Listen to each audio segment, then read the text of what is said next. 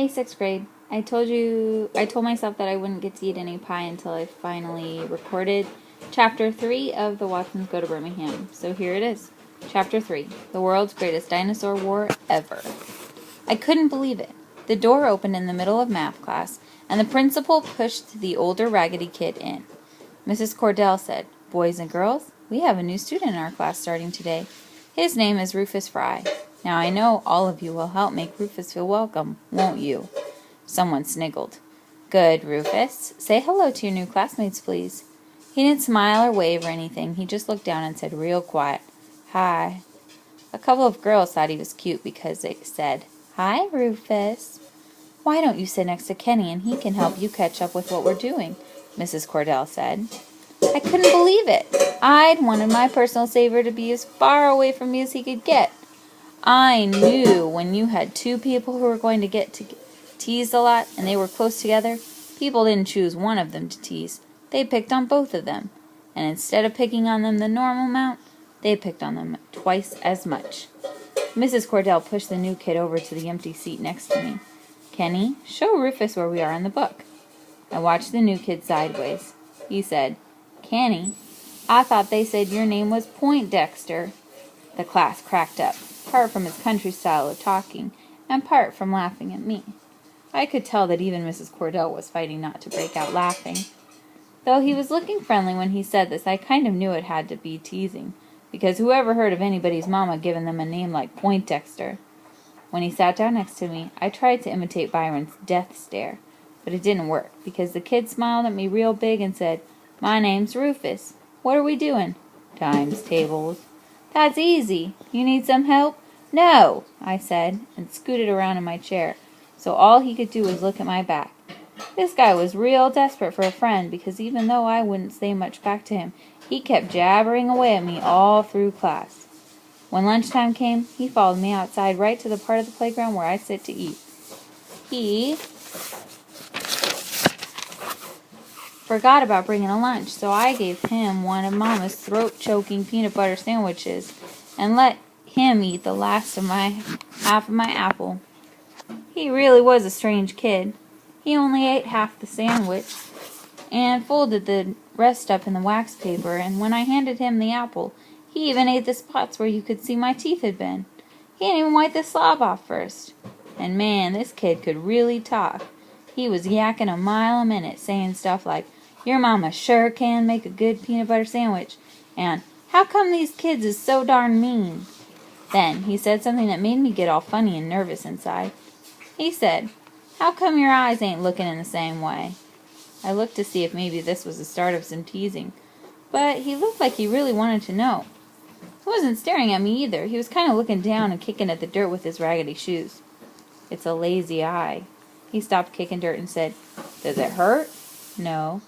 He said, "Oh," then kicked a little more dirt and hollered out, "Ooh, boy, look at how fat that there is." "What? You don't see that squirrel?" he asked me, and pointed at the tree across the street. "That sure is one fat, dumb squirrel." I looked at the squirrel. It didn't look fat or dumb to me. It was a regular old squirrel sitting on a branch, chewing on something. "How come you think it's dumb?" "What kind of squirrel sits out in the open like that with folks all around him? That squirrel wouldn't last 2 seconds in Arkansas. I'd have picked him off easy as nothing." The new kid pointed at the squirrel like his finger was a gun and said, "Bang! Squirrel stew tonight." "You mean you shot a gun before?" "Ain't you?" "You mean you really hit a squirrel before?" "You ain't? A real gun?" "Just a 22. "How's a squirrel taste?" "It tastes real good." "You mean you really shoot 'em with real bullets and then you really eat 'em?" "Why else shoot 'em?" "Real squirrels, like that one?" "Not that fat and not that stupid. I guess all the fat, stupid ones been got already. Since I've been born, all that's left in Arkansas is skinny, sneaky ones. I think them Michigan squirrels is worth 2 Arkansas ones." "You aren't lying?" He raised his hand and said, "I swear for God. Ask Cody." "Who?" The little shrunk-up version of the new kid was standing by himself up against a fence that runs around Clark, watching us. The new kid waved at him, and his little brother came running over. The big one pointed over at the squirrel. "Cody, look at there." Cody laughed and said, "Ooh, boy, that sure is one fat squirrel. Think you could pick him off from here?" Cody pointed his finger like it was a gun and said, "Bang! Squirrel stew tonight."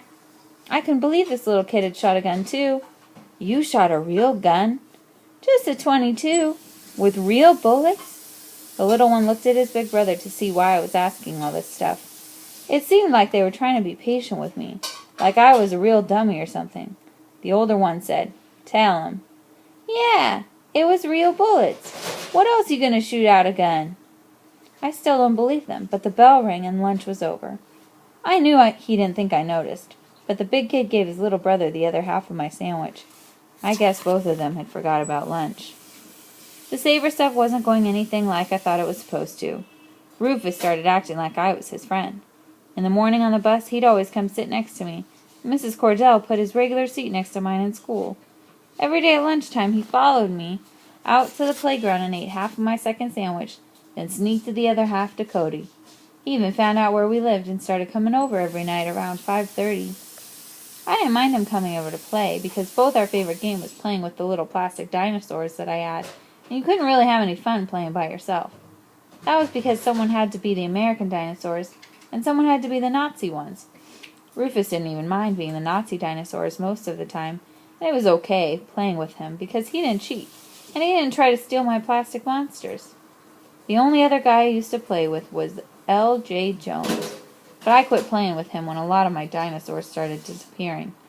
I've got about 1,000,000 of them, but before L.J. started coming over, I had 2,000,000.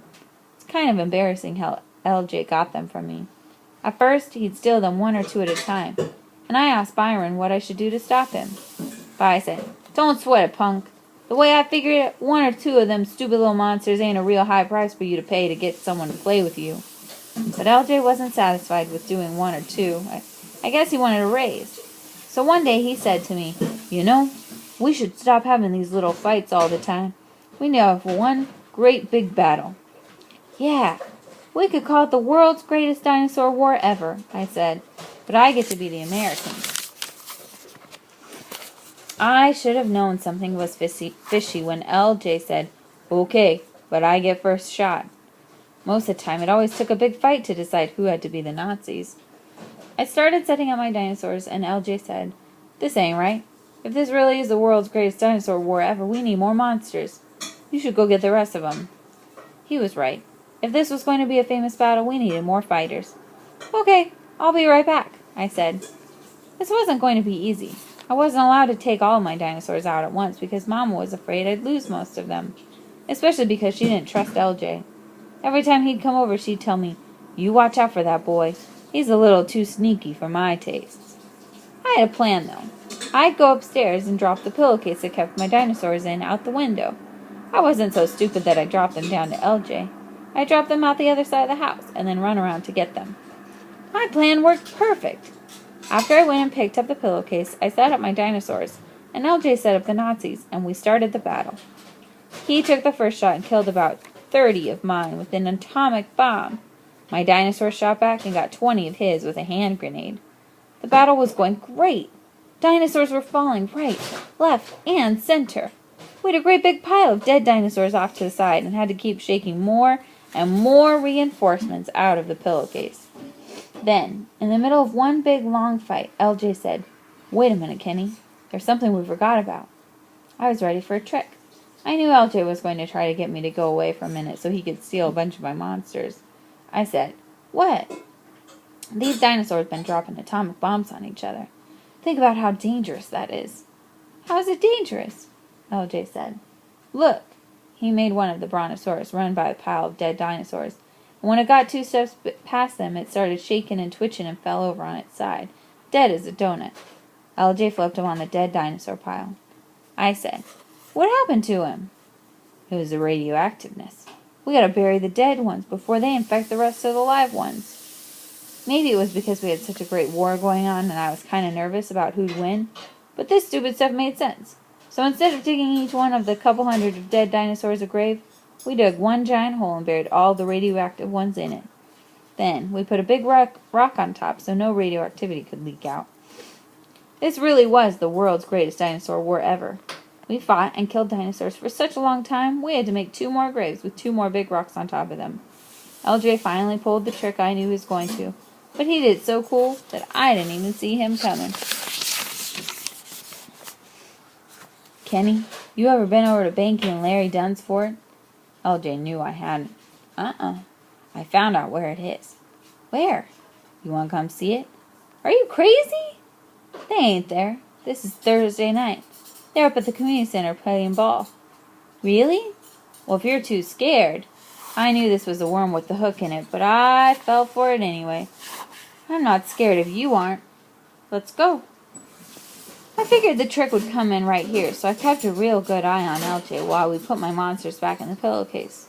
When we were done, I sneaked a look at his back pockets, 'cause I knew where he stole dinosaurs. He'd put them back there or in his socks. From the way his pockets were sticking out, it looked like he had 1 Tyrannosaurus Rex and 1 Triceratops. I couldn't tell how many he had in his socks. I figured that wasn't too bad a price for as much fun as we'd had. LJ was talking a mile a minute. They even got some books with a new kit, naked ladies. You ever seen a naked lady? Yeah, lots of times. I had too. Byron had borrowed lots of nasty magazines from Buphead's library. I knew LJ didn't believe me, though. For some reason, if you were famous for being smart, no one thought you'd looked at a dirty book. LJ said, You ought to be home by 7, don't you? Yeah. Okay, we'd better hurry before it gets too late. After I'd sneaked the dinosaurs back into the house, we ran off toward Banky and Larry Dunn's secret fort. It wasn't until 9 o'clock at night when I was in bed that a bell went off in my head. I'd forgotten all about the radioactive dinosaurs. I put on my tennis shoes, got my night-reading flashlight, climbed out the back window, and went down the tree into the backyard.